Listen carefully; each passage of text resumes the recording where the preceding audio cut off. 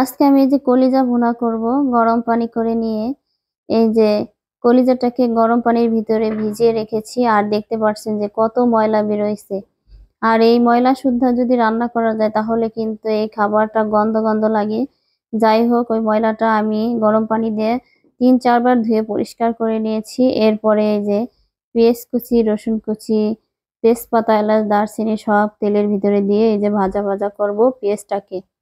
পেস্টটা যখন একটু ব্রাউন কালার হয়ে যাবে, এরপরেই কিন্তু আমি আদা বাটা, রসুন বাটা, জিরা বাটা সব দিয়ে দিয়েছি। হলুদের গুঁড়া আর মরিচের গুঁড়া একটু বেশি দিতে হবে, কারণ কলিজার ভিতরে একটু ঝাল ঝাল না হলে একদম কিরকম একটি ভাব লাগে।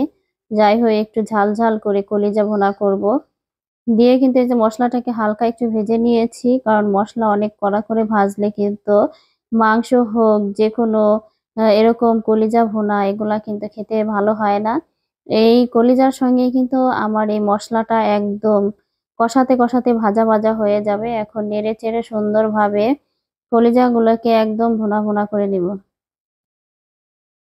এই যে কলিজাগুলো নেড়ে চেড়ে একদম সুন্দরভাবে মশলার সঙ্গে কষিয়ে দেব।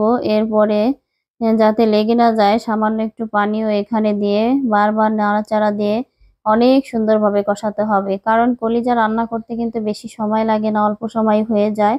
আর বেশি পানিও দিতে হয় না, মিডিয়াম পানি দিলে হয়ে যাবে। এই যে আমি পানি দিয়েছি, উপরে কিন্তু বলক উঠেছে, আর ঢাকনা দিয়ে ঢেকে দিয়েছি। এভাবে কিন্তু রান্না করতে করতে একদম ভুনা ভুনা করে নেব।